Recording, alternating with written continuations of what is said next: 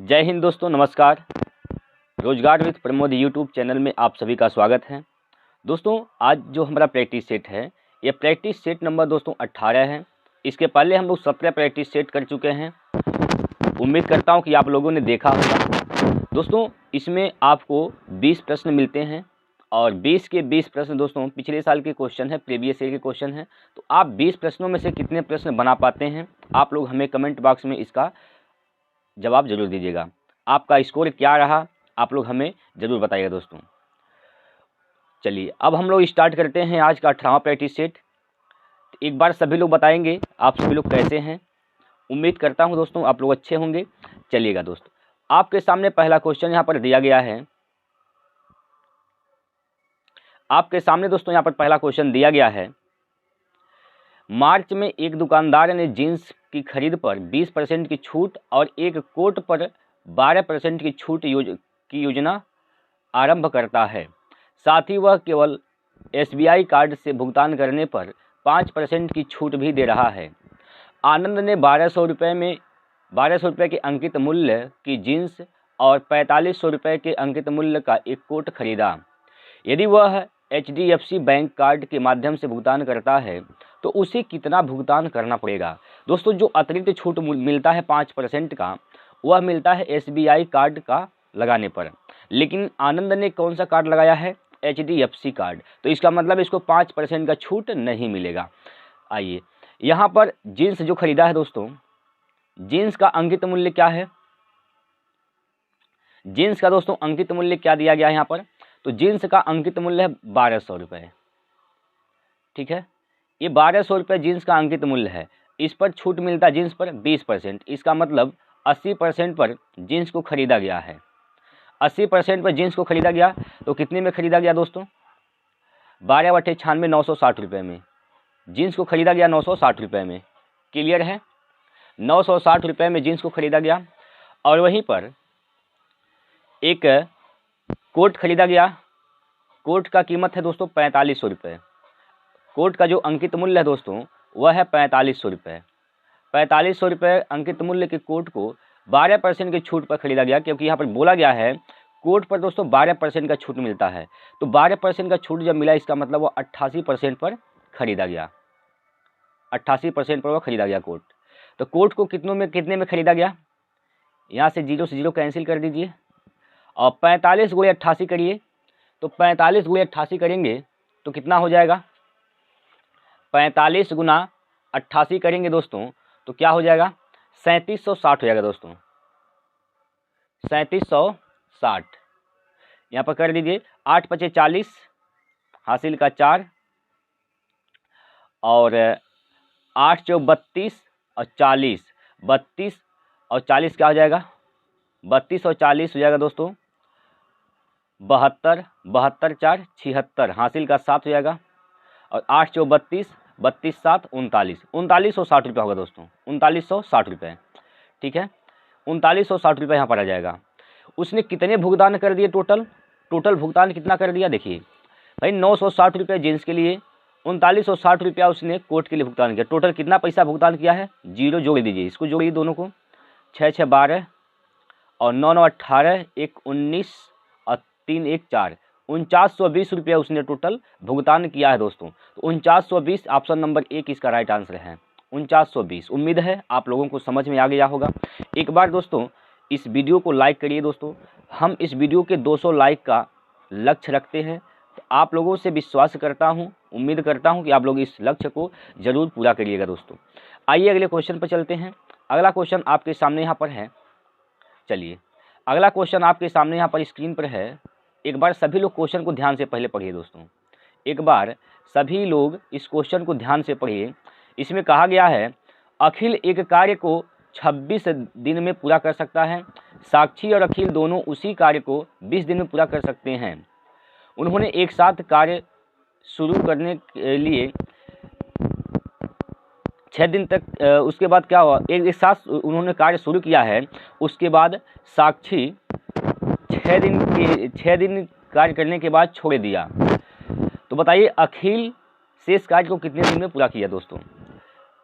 साक्षी छोड़ दिया है, यहाँ पर गलती हो गया है, मिस्टेक हो गया है यहाँ पर। यहाँ पर टाइपिंग मिस्टेक हो गया दोस्तों, साक्षी यहाँ पर है, ठीक है। साक्षी साथ एक साथ शुरू करते हैं दोनों लोग, 6 दिन काम किए, उसके बाद साक्षी काम छोड़ के चलते हैं। तो अखिल व शेष कार्य जो बचा है कितने दिन में पूरा करेगा। प्यारे साथियों, सबसे पहले आप लोग इसका टोटल कार्य निकालिए। एक आदमी अखिल है और अखिल जो काम करता है वह 26 दिन में कार्य करता है। अखिल और साक्षी जब मिलके काम करते हैं तो वो काम करते हैं कितने दिन में, 20 दिनों में। तो 26 और 20 का लघुत्तम निकाल दीजिए। 26-20 का लघुत्तम निकालेंगे 260 हो जाएगा दोस्तों, 260। 26 से भाग देंगे 10 बार में जाएगा और 20 से भाग देंगे तो यहाँ पर 13 बार में जाएगा, ठीक है। साक्षी और अखिल दोनों मिलके 13 की क्षमता से काम कर रहे हैं 6 दिन में, यानी 6 दिन काम किए हैं, 13 छक 78, 78 काम इन्होंने मिलकर कर दिया। तो 78 काम कर दिया दोस्तों, तो शेष काम कितने बचे हैं अभी, घटा दीजिए। 10 में से 8 गया 2 और यहाँ से 15 में से 7 गया तो 8 और यहाँ पर 1, 182 कार्य बचे हैं। अब 182 कार्य दोस्तों कौन करेगा अकेले, अखिलेश करेगा। अखिलेश किस क्षमता से करेगा, 10 की क्षमता से। तो 10 से भाग दे दीजिए, यहाँ पर दिन निकल जाएगा। भाग देंगे, 2 से काटिए, 2 5 10, 2 9 18, 2 1 कम 1, 2 1 कम 2, यानी 91/5 दिन लगेगा किसको, अखिल को शेष काम को करने में। 91/5 दिन, 91/5 दिन ऑप्शन नंबर 4 इसका राइट आंसर हो जाएगा दोस्तों। ये टाइम एंड वर्क के क्वेश्चन है, लाजवाब क्वेश्चन है दोस्तों। आइए अगले क्वेश्चन पर चलते हैं। अगला क्वेश्चन देखिए दोस्तों,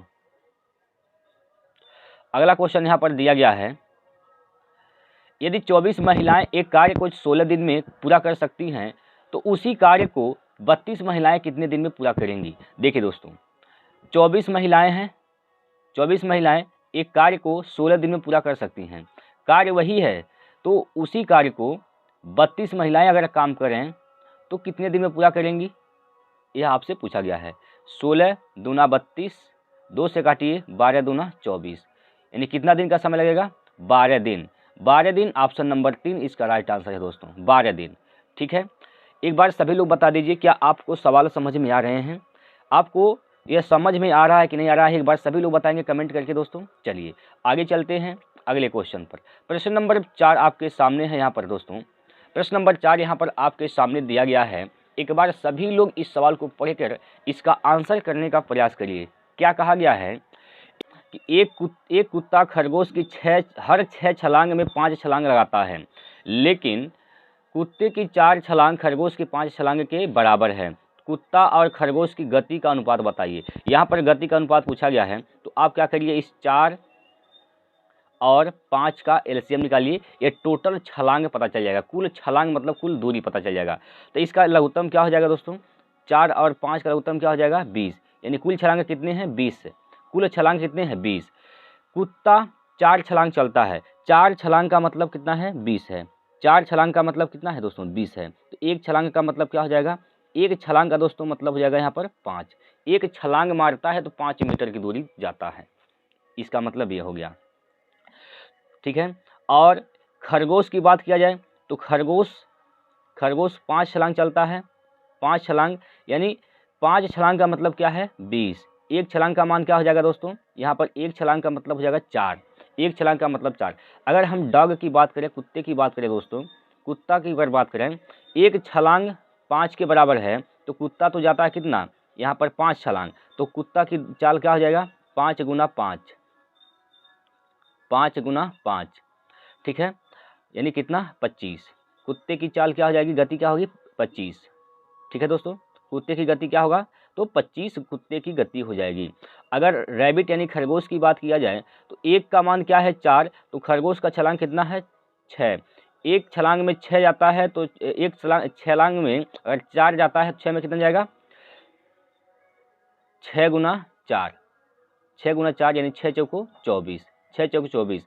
तो इनके अनुपात क्या हो जाएंगे, 25 संबंधे 24, 25 संबंधे 24 इसका अनुपात, गति का अनुपात हो जाएगा 25 संबंधे 24। 25 संबंधे 24 इस प्रश्न का सही उत्तर होगा। ऑप्शन की बात करें दोस्तों, ऑप्शन किस में है, 25 संबंधे 24, 3 ऑप्शन, तीसरा विकल्प इसका राइट हो जाएगा। क्लियर है, उम्मीद करता हूं कि आप लोगों ने समझा होगा। आइए दोस्तों अगले क्वेश्चन पे चलते हैं। अगला प्रश्न देखिए, बहुत ही इंपॉर्टेंट क्वेश्चन है। आइए यहाँ पर आइए दोस्तों, यहाँ पर बोला गया है 10 रुपये प्रति लीटर का मिश्रण प्राप्त करने के लिए 15 रुपये प्रति लीटर की लागत वाले दूध में पानी को किस अनुपात में मिलाया जाना चाहिए? पानी निःशुल्क उपलब्ध है दोस्तों। देखिए पानी क्या है, बिल्कुल निःशुल्क है, पानी का एक पैसा नहीं लगता है। क्लियर? या वाटर और क्या है यहाँ पर, मिल्क है। पानी तो बिल्कुल फ्री में मिलता है, लेकिन 15 रुपये प्रति लीटर की लागत वाले दूध का दाम क्या है, 15 रुपये प्रति लीटर। ओवरऑल कितना बनाना है, 10 रुपये प्रति लीटर का मिश्रण प्राप्त करना है, 10 रुपये का मिश्रण। इसमें घटा दीजिए, यहाँ से इसको हटाइए यहाँ से, ठीक है। यहाँ से 10 में से 5 गया, 15 में से 10 गया तो दोस्तों यहाँ पर 5 बचेगा, यहाँ पर 10 हो जाएगा, ठीक है। अनुपात निकालेंगे, यहाँ पर अनुपात निकालेंगे तो यहाँ पर देखिए 5 एक कम 5, अब 5 दूना 10, एक संबंधी 2 इसका राइट आंसर है दोस्तों, ऑप्शन नंबर 1, एक संबंधी 2, ठीक है। चलिएगा अगले क्वेश्चन पर देखिए दोस्तों। अगला क्वेश्चन आपके सामने यहाँ पर दिया गया है दोस्तों, यहाँ पर अगला क्वेश्चन आपके सामने दिया गया है। अगला क्वेश्चन आपके सामने दिया गया है, यदि एक बेलन की आधार की त्रिज्या और ऊंचाई क्रमशः 17 सेंटीमीटर 49 सेंटीमीटर है, तो बेलन का वक्र पृष्ठीय क्षेत्रफल क्या होगा? पाई का मान 22/7 का प्रयोग करना है। देखिए दोस्त, बेलन का वक्र पृष्ठीय क्षेत्रफल क्या होता है? 2 पाई आर एच, ये होता है बेलन का वक्र पृष्ठीय क्षेत्रफल।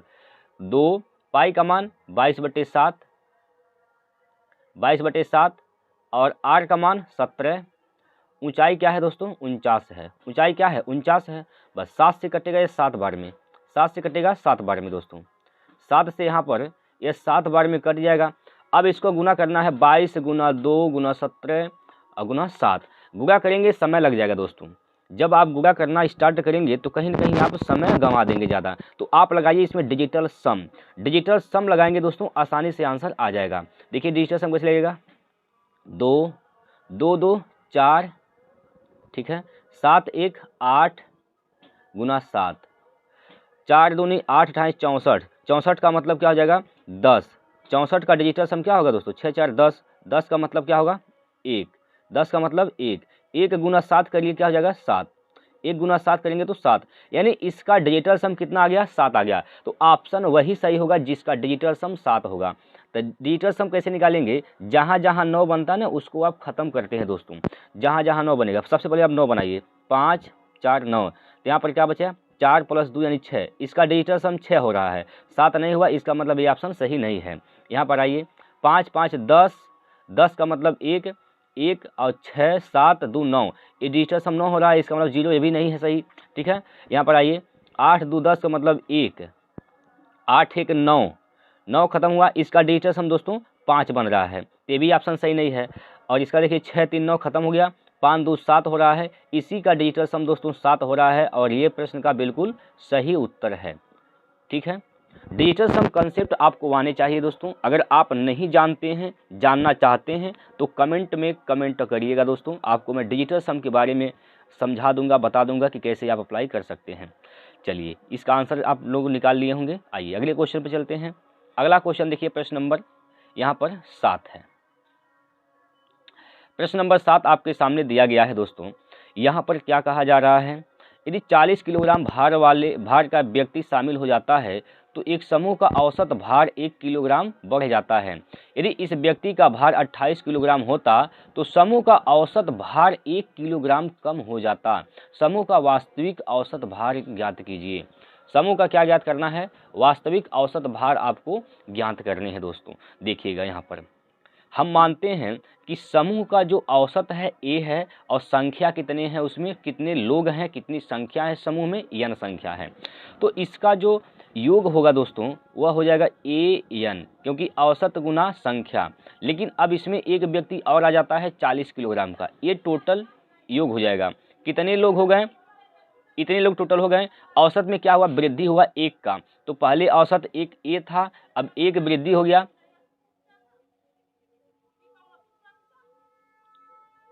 यहाँ पर देखिए दोस्तों, ये टोटल संख्या हो गया, ये टोटल क्या हो गया? संख्या हो गया। संख्या बट्टे अगर आप योग करेंगे तो औसत निकलता है, संख्या बट्टे योग करेंगे, योग बट्टे संख्या करेंगे दोस्तों,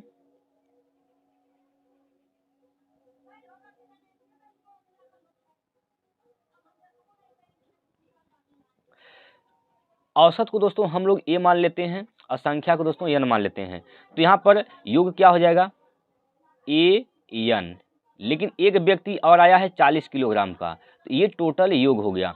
योग बट्टे संख्या क्या होता है, औसत होता है। संख्या कितना हो गया दोस्तों, पहले n था, एक की वृद्धि हुआ तो n+1 हो गया, तो औसत में क्या हुआ, एक की वृद्धि, यानी क्या हुआ, औसत पहले a था, अब a क्या हो जाएगा यहाँ पर, एक वृद्धि यानी a+1 हो जाएगा, ये इसका औसत होगा दोस्तों। ठीक है, आगे बोला गया है कि अगर 28 किलोग्राम होता उस व्यक्ति का भार, तो देखिए an प्लस का 28 योग हो गया टोटल, और संख्या कितने भाई, n संख्या पहले था, एक लोग आया है तो n+1 हो जाएगा यहाँ पर, n+1, लेकिन इस बार औसत में कमी हो रहा है, तो पहले a था, एक की कमी हुआ तो a-1 हो जाएगा, ये इसका औसत होगा दोस्तों। इन दोनों को आप जोड़िए, ये दो समीकरण में बन गए हैं, इन दोनों समीकरण को क्या कर दीजिए, अब घटा दीजिए। घटाएंगे जब अगर आप इसको, तो क्या हो जाएगा यहाँ पर देखिएगा, जब आप घटाइएगा तो an प्लस का 40 बटे n+1 माइनस, घटाना है दोस्तों तो घटा रहे हैं, an प्लस का 28 बटे में n प्लस का 1 बराबर, यहाँ से घटाइए a+1 माइनस का a, घटाएंगे तो जो माइनस है दोस्तों प्लस हो जाएगा, प्लस का 1। ठीक है, देखिए यहाँ से a से a कैंसिल हो जाएगा, इधर क्या हो जाएगा दोस्तों, इधर आपका बचेगा 2, इधर क्या हो जाएगा 2। यहाँ से जब घटाइएगा तो यहाँ पर जो घटाएंगे दोस्तों, घटाएंगे सीधे सीधे जब घटाएंगे, हर क्या है दोस्तों, समान है, हर समान है, हर क्या है, समान है, जब समान है तो ऊपर वाला सीधे सीधे घट जाएगा, तो यहाँ से हो जाएगा an प्लस का 40 माइनस का an, यहाँ पर प्लस या माइनस है कोष्टक के पहले, तो यहाँ पर हो जाएगा माइनस का 28, अब बटे नीचे क्या होगा दोस्तों, नीचे क्या हो जाएगा n प्लस का 1 बराबर 2, क्लियर है, बराबर 2। अब यहाँ से काट दीजिए आप इसको, an से कैंसिल हो जाएगा, यानी 40 माइनस 28 करिए, 40 माइनस 28 करिएगा दोस्तों तो क्या होगा, 40 माइनस 28 करेंगे दोस्तों तो यहाँ से हो जाएगा 12, क्या होगा 12, 12 बट्टे n+1, 12 बट्टे n प्लस का 1 बराबर का 2। ठीक है, ये हो जाएगा, इसको काटिएगा, 2 से 6 बार में कटेगा, यानी हो जाएगा यहाँ से क्या चीज़, 6 बराबर n प्लस का 1, तो n का मान क्या हो जाएगा दोस्तों 5, यानी संख्या कितनी है दोस्तों 5 है, संख्या कितनी है 5 है। तो आप किसी में n का मान रख के औसत निकाल सकते हैं। आप पहले इसमें रखिए, पहले समीकरण में अगर n का मान अगर 5 रखते हैं दोस्तों, n का मान अगर 5 रखते हैं तो यहाँ पर क्या हो जाएगा, यहाँ पर 5a होगा, अब प्लस का दोस्तों 40 हो जाएगा, अब बट नीचे क्या हो जाएगा, नीचे यहाँ पर क्या होगा दोस्तों, तो 5 + 1 6 हो जाएगा, अब बराबर a+1 हो जाएगा। तो गुना करिए, इसमें 6 का गुना इसमें करेंगे तो इधर हो जाएगा 6a प्लस का 1, 6a प्लस का 6 हो जाएगा दोस्तों, 6a प्लस 6 उधर जाएगा तो माइनस का 6a जो है, इधर 5a वाले को एक साइड लेकर जाएंगे तो क्या हो जाएगा 6a माइनस 5a, तो 1a हो जाएगा, यानी a बराबर कितना हो जाएगा 40 में से आपको क्या करना है, यहाँ पर 40 में से आपको क्या करना है दोस्तों, यहाँ पर घटाना है कितना, 40 में से आपको घटाना है दोस्तों यहाँ पर 6, 40 में से आपको क्या घटाना है दोस्तों, 6 घटाने हैं, तो क्या हो जाएगा 34 इसका राइट आंसर होगा दोस्तों। जो इसका वास्तविक औसत भार है दोस्तों वह 34 होगा, ऑप्शन नंबर 3। एक बार सभी लोग बताइए क्या इस सवाल में कोई दिक्कत परेशानी है। थोड़ा सा देखिए कैलकुलेशन में दिक्कत होगा दोस्तों, क्योंकि इसमें आपको कई तरह से हमने हल करा दिया है यहाँ पर। ठीक है, तो एक बार आप लोग इस वीडियो को 1 से 2 बार देखिए, आराम से आप सीख सकते हैं, समझ सकते हैं दोस्तों, कोई दिक्कत की बात नहीं है। चलिए आगे चलते हैं। अगर नहीं समझ में आया है दोस्तों एक बार कमेंट करिएगा, सिर्फ और सिर्फ यही सवाल मैं आपको दोबारा बता दूंगा दोस्तों, लेकिन आप 1 से 2 बार देखेंगे समझ जाएंगे। अगला क्वेश्चन पर चलते हैं, अगले क्वेश्चन पर चलते हैं दोस्तों। अगला क्वेश्चन आपके सामने यहाँ पर दिया गया है, एक बार सभी प्यारे साथी इस सवाल को पढ़कर आराम से समझिए। पहले कह रहा है कि 4 कुर्सियों का मूल्य 2 मेजों के मूल्य के बराबर है। ठीक है, 4 चेयर का जो मूल्य है वह है 2 टेबल के मूल्य के बराबर है। तो आप चेयर और टेबल का अनुपात निकालिए यहाँ पर। तो चेयर का क्या हो जाएगा, इसको काट सकते हैं दोस्तों एक बार में, इसको काट सकते हैं इसको 2 बार में। चेयर का 1 है, इसका क्या है 2 अनुपात है, ठीक है। अब आगे यहाँ पर दिया जा रहा है 4 मेजों की लागत 2 बोर्डों के क्रय मूल्य के बराबर है। 4 मेज का जो लागत है दोस्तों वह 2 बोर्ड के क्रय मूल्य के बराबर है। 4 टेबल का जो लागत है वह 2 बोर्ड के लागत के बराबर है। इसको काटिएगा, 2 एक कम 2, 2 दूना 4, यानी यहाँ से आप टेबल और बोर्ड का रेशियो निकाल लीजिए। टेबल और बोर्ड का निकालिए तो टेबल का क्या होगा 1, बोर्ड का क्या हो जाएगा 2 हो जाएगा, ठीक है।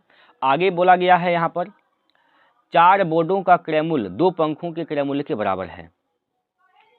यहाँ पर बोला गया है 4 बोर्डों का क्रय मूल्य जो है वह 2 पंखों के क्रय मूल्य के बराबर है। तो यहाँ से बोर्ड और पंखा का क्रय मूल्य का अनुपात निकालिए, इससे काटिए, एक बार में कटेगा और ये जो है 2 बार में यहाँ पर कट जाएगा 4। तब बोर्ड का जो अनुपात है 1, पंखे का क्या हो जाएगा 2। आप निकालिए यहाँ पर चेयर, पंखा, बोर्ड, चेयर टेबल बोर्ड और पंखा का अनुपात निकालिए। क्या हो जाएगा यहाँ पर 1 संबंधी 2, 1 संबंधी 2, 1 संबंधी 2, ठीक है। यहाँ से देखिएगा यहाँ पर दोस्तों 2 आ जाएगा, यहाँ पर 2 आ जाएगा, यहाँ पर भी 2 आ जाएगा, यहाँ पर 1 आएगा, यहाँ पर 1 आएगा, यहाँ पर 1 आएगा। ये 2 कहाँ से आया है, ये जो 2 है दोस्तों, ये वाला जो 2 है यही यहाँ पर लिखा गया यहाँ पर, ठीक है। और ये 2 कहाँ से आया है, ये 2 यहाँ पर जो है इसको लिखा गया है। और ये जो 1 है दोस्तों, ये वाला 1 एक साथ लिखा गया है और ये वाला 1 एक साथ लिखा गया है। इसी को आप हल कर दीजिए। 1 2 गुना करना है, 1 एक कम 1, 2 का गुना करेंगे 1 में तो 2 होगा।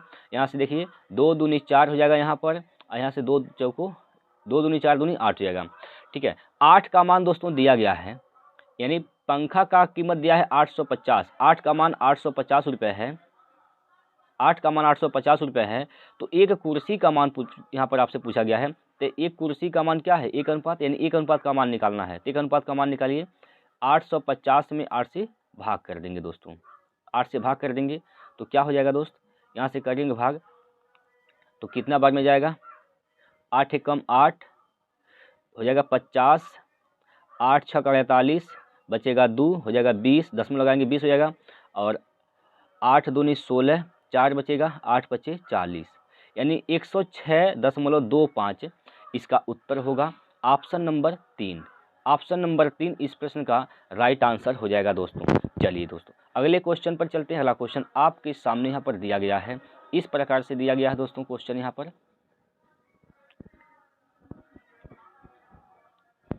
प्रश्न नंबर 9 आपके सामने यहाँ पर दिया गया है, एक मूलधन चक्रवृद्धि ब्याज पर 15% प्रति वर्ष की दर से 2 वर्ष में 26,450 की राशि देता है। ब्याज की वार्षिक रूप से संयोजित होता है, तो मूलधन क्या है दोस्तों, आपको बताना है मूलधन क्या है।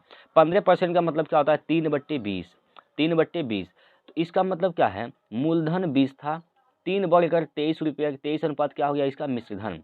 2 साल की बात है तो एक बार और लिख दीजिए, 2 साल की बात है तो एक बार और लिख देंगे बस। 20 का गुना 20 में 400, इसका करेंगे तो 529, 500 दोस्तों 29 हो जाएगा, 529। अब यहाँ पर जो मिश्रधन है दोस्तों वह दिया है, यानी आप इसको ऐसे भी लिख लीजिए, थोड़ा सा काटने पीटने में दिक्कत नहीं होगी। 23 गुना 23, 23 गुना 23, ठीक है दोस्त, 23 गुना 23 ही लिख लीजिए, अच्छा रहेगा, ठीक है। चलिए यहाँ पर ये मिश्रधन है 23 गुना 23, तो 23 गुना 23 का मान दिया गया है दोस्तों, 23 गुना 23 का मान आपके सामने यहाँ पर दिया गया है। कितना दिया गया है, तो 26,450, ये 23 गुना 23 का मान दिया गया है। तो आपसे मूलधन पूछना चाहता है, यानी आपको 400 का मान निकालना है दोस्तों। 400 का मान निकालने के लिए क्या करिएगा, 26,450 बटे 23 गुणे 23, और यहाँ पर गुणा कर दीजिए किससे, 400 से। इसी को आपको हल करने हैं दोस्तों, इसी को आपको क्या करना है दोस्त, हल करना है। देखिएगा इससे जब काटेंगे तो यह कटेगा कितनी बार में, 115 बार में, 115 बार में, 115 बार में, और ये जीरो तो है, यह है। अब आप क्या करिए, इस 23 से काटिए तो 23 पंजे 115, यानी 5 बार में कर जाएगा, हो जाएगा 50, हो जाएगा क्या, यह 50, 50 गुना 400 करिए तो हो जाएगा दोस्तों 20,000, 20,000 इसका राइट आंसर है ऑप्शन नंबर 2, 20,000। क्लियर है। चलिए दोस्तों अगले क्वेश्चन पर चलते हैं। अगला प्रश्न देखिए, यहाँ पर देखिए दोस्तों, ये जो क्वेश्चन है यह सरलीकरण का क्वेश्चन है, तो मैं आपसे चाहता हूँ कि इसका आंसर आप लोग हमें कमेंट बॉक्स में बताइए दोस्तों।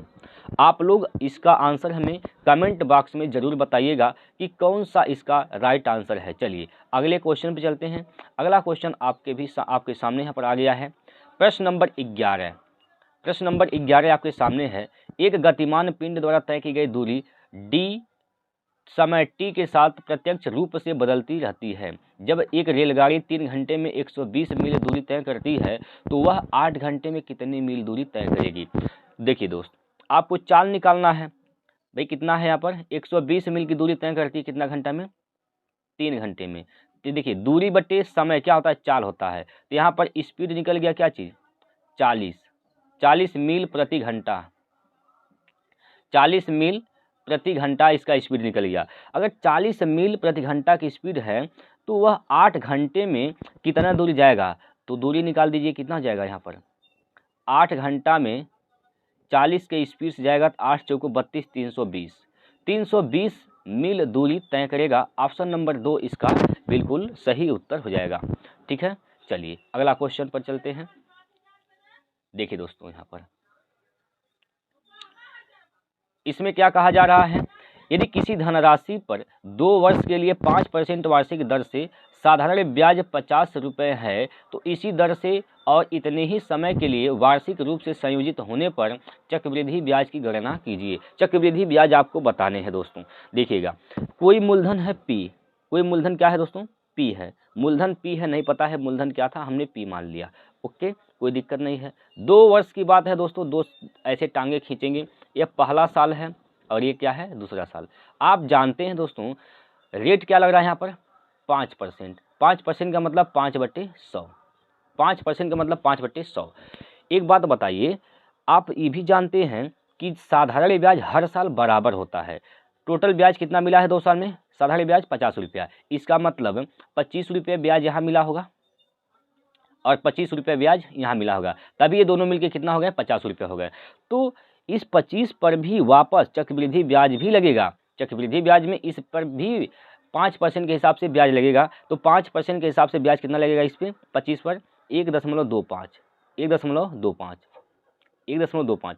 ये टोटल अब क्या हो गया, ये टोटल आपका चक्रवृद्धि ब्याज हो गया। तो जोड़िए 25, 25, 50 प्लस 1, 51.25, 51.25 चक्रवृद्धि ब्याज होगा। ऑप्शन नंबर 4, 51.25 इसका उत्तर सही है दोस्तों।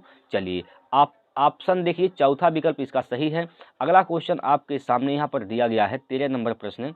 इसमें कहा गया है दोस्तों, इस प्रश्न में कहा गया है कि एक खिलौना कार का मूल्य 1800 रुपये है, एक बिक्री में इसका मूल्य घटकर 1500 रुपये कर दिया गया, मूल्य में कितने प्रतिशत की कमी आ गई दोस्तों। बहुत ही आसान क्वेश्चन है। 1800 रुपया इसका मूल्य था, लेकिन इसका दाम घटाकर 1500 कर दिया गया है दोस्तों, 1500 कर दिया गया। इसका निकाल दीजिए अनुपात। ठीक है, यहाँ से 0 0 कैंसिल, 3 से काटिए, 3 6 18, 3 25 15, यानी 6 का सामान 5 में गया तो कितने का नुकसान हुआ, कितने की कमी कर दी गई, 1 का, किस पर, 6 पर, गुणे 100, गुणे 100। 2 से काटिए, 2 3 6 और 2 से काटिए 50, यानी 50/3 की प्रतिशत की कमी किया गया है, 50/3% की कमी किया गया दोस्तों। ऑप्शन नंबर यहाँ पर देखिए, चौथा जो विकल्प है यह इसका राइट आंसर हो जाएगा, 50/3% की कमी हुआ है। ठीक है, चलिए अगला क्वेश्चन है आपके सामने। यहाँ पर अगला प्रश्न आपके सामने दिया गया है, 120, 240 और 480 का लघुत्तम बताना है। तो देखिए इसका लघुत्तम क्या हो जाएगा, तो इसका लघुत्तम होगा दोस्तों, कैसे निकालिएगा, 120 को लिख सकते हैं आप 12×10 लिख सकते हैं, 240 को लिख सकते हैं 24×10 लिख सकते हैं, 480 को लिख सकते हैं 48 गुणे 10। हमें क्या निकालना है? एलसीएम। एलसीएम निकालना है। देखिए जो तीनों में है वो तो एलसीएम होगा ही होगा। तीनों में क्या है? 10 है, ये तो लघुत्तम होगा ही। अब 12, 24, 48 का लघुत्तम निकालिएगा तो क्या होगा? 48। 48 हो जाएगा, यानी इसका लघुत्तम क्या हो जाएगा? 480। 480 इसका लघुत्तम होगा। ऑप्शन नंबर 4 इसका सही है, 480 दोस्तों। ठीक है भैया, चलिए अगला क्वेश्चन पर चलते हैं भाई। अगला क्वेश्चन आपके सामने 15 नंबर प्रश्न आपके सामने दिया गया है। एक बार सभी लोग सवाल को पढ़िए। चोर पुलिस वाला क्वेश्चन है। क्या कहा गया है? एक पुलिसकर्मी एक चोर को 380 मीटर की दूरी पर देखता है, यानी पुलिस यहाँ पर था, पुलिस यहाँ पर था तो चोर यहाँ पर था। कितने बीच की दूरी था यहाँ पर? 380 मीटर। चोर भागने लगता है और पुलिसकर्मी उसका पीछा करता है। चोर भी इधर भागा, चोर इधर भाग रहा था, पुलिस इसका पीछा कर रहा था। ठीक है, आगे का क्या दिया गया यहाँ पर? चोर और पुलिसकर्मी 25 मीटर पर सेकेंड और 30 मीटर पर सेकेंड की चाल से दौड़ते हैं। चोर भी इधर चल रहा है, पुलिस भी चल रहा है। चोर का क्या है दोस्तों यहाँ पर चाल? चोर का चाल 25 है। चोर का चाल क्या दिया गया है? 25 मीटर पर सेकेंड, और इसका पुलिस का 30 मीटर पर सेकेंड। तो इसका सापेक्षिक चाल क्या हो जाएगा? सापेक्षिक चाल क्या हो जाएगा? दोनों का अंतर। जब दोनों लोग एक ही दिशा में चलते हैं तो चाल क्या होता है? घटता है, घटता है, तो चाल घट जाएगा। 380 मीटर की दूरी तय करना है किस चाल से? 30 माइनस 25 यानी 5 की चाल से। तो कितना समय लगेगा? इतना समय लगेगा। 5 7 35, 5 7 35, 3 5 36, 76 सेकेंड का समय लगेगा। Option number 4, option number 4, 76 second में वह चोर पकड़ा जाएगा, पुलिस पकड़ लेगा। ठीक है भाई, अगला क्वेश्चन देखिए।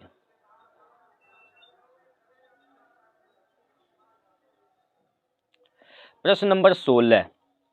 एक दुकानदार दो साड़ियों और 4 कमीजों का मूल्य 1600 रुपये तय किया। इतनी ही धनराशि में एक साड़ी और 6 कमीज खरीदे जा सकती हैं।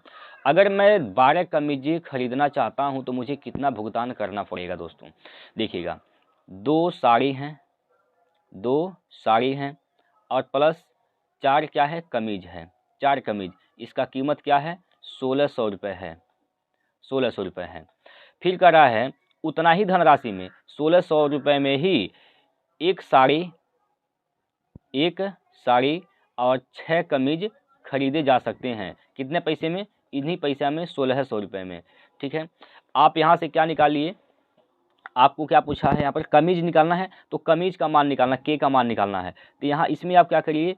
यहाँ पर साड़ी कितने हैं? 2, यहाँ पर 1, इसको आप 2 बना दीजिए। 2 से गुना कर देंगे तो हो जाएगा 2 साड़ी, हो जाएगा 2 साड़ी प्लस 2 छक्का 12 के, 12 के हो जाएगा, और प्लस 16 दूना 32, 3200। ठीक, इन दोनों को घटा दीजिए दोस्तों। दोनों को घटाएंगे तो नीचे का मान क्या होता है? चिन्ह बदलता है। घटाते समय चिन्ह क्या होता है? बदल जाता है। तो यहाँ से देखिए ये कैंसिल हो जाएगा, इससे कैंसिल हो जाएगा। 12 में से 4 गया तो 8 के, माइनस का 8 के बचेगा यहाँ पर। यहाँ से माइनस का 16 हो जाएगा, 1600 माइनस का 1600, तो माइनस माइनस से कैंसिल। 8 से काटिए, 8 दूना 16, 8 दूना 16, यानी के का मान कितना हो गया? 200। एक कमीज का दाम कितना है दोस्तों? 200 रुपये। तो 12 कमीज खरीदने हैं, तो 12 कमीज का दाम क्या हो जाएगा? 12 गुना 200, 12 गुना 200 यानी 2400 रुपये कमीज का दाम होगा। Option number 2, 2400। ठीक है भाई, चलिए 2400 इसका राइट आंसर है। इस प्रश्न का जवाब आप लोग दीजिए, लगाइए। ये सवाल का आंसर कितना होगा दोस्तों, बताइए। इस सवाल का आंसर क्या होगा? एक परीक्षा में प्रत्येक 100 अंकों के 3 विषय हैं दोस्तों। एक छात्र ने पहले विषय में 75%, दूसरे विषय में 86% प्राप्त किए। ठीक है, उसने कुल मिलाकर समग्र औसत में 68% अंक प्राप्त किए। तीसरे विषय में उसने कितने अंक प्राप्त किए? कितने परसेंट अंक प्राप्त किया है तीसरे विषय में? ठीक है, तीसरे विषय में उसने कितने प्रतिशत अंक प्राप्त किए हैं? देखिए दोस्त, पहले विषय में 75% अंक, दूसरे में 86%, तीसरे में नहीं पता, तीसरे में हम मान लेते हैं x% अंक प्राप्त किया होगा। तो औसत क्या होता है? कितने विषय हैं? 3, तो 3 से भाग कर दीजिए। तो इसका औसत कितना आ रहा है दोस्तों? इसका औसत दोस्तों यहाँ पर आ रहा है 68। 68 आ रहा है। ठीक है, चलिए 3 का गुणा 68 में करेंगे तो इधर हो जाएगा 75 प्लस 86। 75 प्लस 86 क्या हो जाएगा यहाँ पर 6 5 11 और 8 8 16 161 प्लस का यक्स बराबर 3 8 24 के 4 हासिल का 2, 3 6 18 2 20। ठीक है, यक्स का मान निकालना है तो 204 में से आपको 161 घटाने हैं। 204 में से क्या करना है 161 को घटाना है, तो घटाइए, यहाँ पर 3 हो जाएगा, 10 में से 6 गया तो बचेगा 4, यानी 43% इसका उत्तर हो जाएगा ऑप्शन नंबर दोस्तों 4। ऑप्शन नंबर 4 तीसरा जो विषय है उसमें 43% अंक अर्जित किया है। उम्मीद है कि आप लोगों ने सीख लिया, समझ लिया है दोस्तों। चलिए अगले क्वेश्चन पर चलते भैया। अगला प्रश्न आपके सामने यहाँ पर लिया जा रहा है प्रश्न नंबर 18। प्रश्न नंबर दोस्तों 18 है। इसमें कहा गया है कि 6 सेंटीमीटर व्यास वाले ठोस गोलों की संख्या कितनी है जो 12 सेंटीमीटर ऊंचाई और 6 सेंटीमीटर व्यास वाले ठोस धातु के बेलन को पिघलाकर बनाया जाता है। अब देखिए दोस्तों, जब एक वस्तु को पिघलाकर कोई दूसरी वस्तु बनाते हैं तो उस कंडीशन में हमेशा आयतन बराबर होते हैं। देखिए बेलन का आयतन क्या होता है, बेलन का आयतन होता है दोस्तों पाई आर स्क्वायर एच।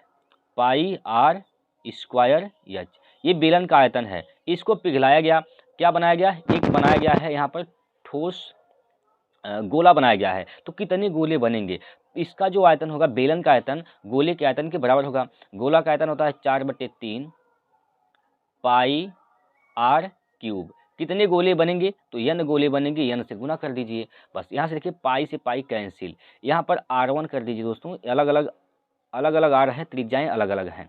ठीक है, यहाँ पर एक बेलन का त्रिज्या कितना हो जाएगा, बेलन का व्यास कितना है 6 सेंटीमीटर, तो त्रिज्या क्या हो जाएगा आधा 3। व्यास का आधा त्रिज्या होती है, तो व्यास अगर 6 है तो इसका आधा 3, त्रिज्या क्या हो जाएगा 3, तो 3 का स्क्वायर हो जाएगा, r का मान 3 है, 3 का स्क्वायर 9 हो जाएगा। यहाँ पर 3 का स्क्वायर 9। ऊंचाई क्या है दोस्तों 12, ऊंचाई क्या है 12 है, बराबर 4/3। यहाँ पर गोले का त्रिज्या क्या होगा, गोले का व्यास 6 सेंटीमीटर, त्रिज्या क्या हो जाएगा दोस्तों 3, तो 3 का क्यूब करेंगे, 3 3 9 3 27, 3 का क्यूब क्या होता है दोस्तों 27, 27 गुना n। ठीक है, यहाँ से हल करिए, 9 से काटिए, 9 3 27 और 3 3 से कैंसिल। ठीक, 4 एकम 4, 4 3 12, यानी n का मान कितना हो गया दोस्तों 3, n का मान 3 हो गया। इसका मतलब 3 गोले बनाए जा सकते हैं, 3 गोले बनाए जा सकते हैं, ऑप्शन नंबर 2। ठीक है, अगला क्वेश्चन प्रश्न नंबर 19।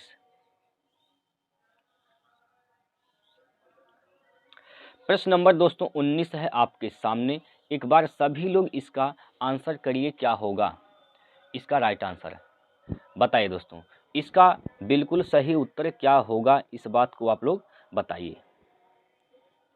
देखिए दोस्त, इस सवाल में क्या कहा गया है, ए और बी दो टंकक हैं, टाइपिंग वाले हैं। एक दोपहर उन्हें टंकने के लिए 80 पृष्ठ दिए गए हैं छापने के लिए। उन्होंने कार्य को समान रूप से विभाजित किया, लेकिन बी ए से 40 मिनट पहले टंकने कार्य समाप्त कर देता है। दोस्तों दो लोग हैं ए और बी, ठीक, जबकि ए ने उसी टंकने कार्य के लिए 4 घंटे का समय लिया। ये 4 घंटे का समय लेता है। यहाँ से समय का अनुपात निकालिए दोस्तों, समय का अनुपात निकालिए। 4 घंटा, इसको आप मिनट बदलेंगे 60 से गुना कर दीजिए, क्या हो जाएगा 240। 240 सेकंड का 240 मिनट का समय लेता है कौन, ए, तो बी उससे 40 मिनट पहले ही काम समाप्त करता है। इसका मतलब 200 मिनट का समय लेता है बी। ठीक है भाई, यहाँ से आप अनुपात निकालिए, इससे कैंसिल, यहाँ से 1 0 से 1 0 कैंसिल हो जाएगा दोस्तों। इसको 20 से काटेंगे, यहाँ पर आप काटिए 4 से, तो 4 पंजे 20 और 4 छक्का 24, 6 संबंधे 5, इसका क्या है, यह समय का अनुपात है। तो समय का उल्टा क्या हो जाएगा, इनका पृष्ठ छापने की क्षमता। ठीक है, पृष्ठ छापने की क्षमता, यानी क्या हो जाएगा 5 संबंधे 6, 5 संबंधे 6। ठीक, इतने, यानी ए 5 पृष्ठ छापता है तो बी कितना छापता है, 6 पृष्ठ छापता है। अब आगे इसमें कहा गया है अगले दिन दोपहर बाद उन्हें फिर टंकण करने के लिए 121 पृष्ठ दिए गए। हालांकि इस बार उन्होंने काम इस तरह बांटने का फैसला किया कि वे एक साथ टंकण कार्य पूरा कर लें। एक कितने पृष्ठ टंकण करने में लगे, एक को कितने पृष्ठ टंकण करने पड़ेंगे। ए ने कितने पृष्ठ टंकण किया है, टोटल कितने पृष्ठ हो गए यहाँ पर, टोटल कितने पृष्ठ हैं तो देखिए 6 5 11 11 पृष्ठ हैं। टोटल कितने पृष्ठ दिए गए हैं 121। 11 पृष्ठ का मान क्या है 121। एक का मान क्या हो जाएगा दोस्तों 11। एक का मान 11 है। अगर दोस्तों एक अनुपात का मान 11 है तो एक का अनुपात क्या है 5, तो 5 का मान निकालना है तो 5 गुना 11, 5 गुना 11 तो क्या हो जाएगा 55। 55। ए ने कितने पृष्ठ टंकण किए हैं तो 55 पृष्ठ टंकण किए हैं, ऑप्शन नंबर 4। ए ने 55 पृष्ठ टंकण किए हैं दोस्तों, ऑप्शन नंबर 4 इसका राइट आंसर है दोस्तों। अगला क्वेश्चन देखिए,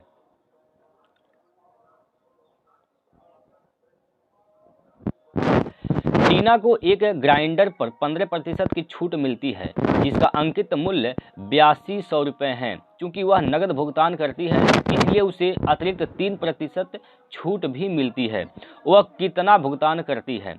देखिए दोस्त 8200 रुपये उसका दाम था, ठीक है। छूट कितना मिलता है उसको 15%, इसका मतलब 85% में तो खरीदी है। 85% मतलब 85/100। लेकिन 3% अतिरिक्त छूट मिलती है कब, जब वह नगद भुगतान करती है तब। तो 3% जब अतिरिक्त छूट मिलेगा इसका मतलब 97% उसका निकालेंगे, ठीक है। 97% पर उसने खरीद लिया। अब इसी को हल करने हैं, काटिए यहाँ से 2 जीरो से 2 जीरो यहाँ पर कैंसिल हो जाएगा, ठीक है भाई। 2 जीरो से 2 जीरो यहाँ पर कैंसिल होगा। अब यहाँ पर काटिए 5 से तो 17 बार में कट जाएगा। यहाँ पर 5 से काटिए 5 दूना 10 20 बार में कटेगा, ठीक है। इसको काटिए 2 से 10 बार में कटेगा। यहाँ पर 2 से काटिए 2 चौको 8 41 बार में कटेगा। क्लियर है। अब देखिए अब आपको हल नहीं करना पूरा, इकाई के अंक से हल करिए। नीचे 10 है, ऊपर कटने वाला तो है नहीं 2 5 से, तो इसका मतलब दशमलव उत्तर आएगा। तो ये जो ऑप्शन 2 ठीक हैं ये बिना दशमलव वाले, ये तो ऑप्शन देखते ही कट गए, देखते ही कट गए। अब कौन हो सकता है इसमें से सही। 7 का गुना इकाई का अंक देखिए, इकाई का अंक गुना करने पर देखिए इकाई का अंक क्या आता है 7 7 49 एकम 49। इकाई का अंक क्या आ रहा है दोस्तों 9 आ रहा है। तो इसमें तो इकाई का अंक क्या है 8 है भाई, जीरो के बाद क्या है 8 है, लेकिन इसमें क्या है जीरो के बाद 9 है। तो यही इसका उत्तर सही हो जाएगा, 9 आना चाहिए था, यही इसका उत्तर सही है, ठीक है दोस्तों। इसलिए हम हमेशा कहते हैं दोस्तों कैलकुलेशन जरूरी नहीं कि आपका कैलकुलेशन पूरा करके ही आंसर लाएं, बस आपको डिजिटल सम, यूनिट डिजिट कंसेप्ट ये सभी आने चाहिए। उम्मीद करते हैं दोस्तों हम लोग 20 प्रश्न किए हैं और 20 के 20 प्रश्न प्रीवियस ईयर के क्वेश्चन हैं। आप लोगों के क्या स्कोर रहे हैं आप लोग हमें कमेंट करके ज़रूर बताइएगा दोस्तों। आपके जितने भी भाई बहन दोस्त SSC GD की तैयारी कर रहे हैं उन सभी लोगों तक इस वीडियो को शेयर करिए, पहुँचाइए। फिर मिलते हैं दोस्तों अगले वीडियो में, तब तक के लिए जय हिंद, जय भारत। आप सभी प्यारे साथी अपना ध्यान दीजिएगा।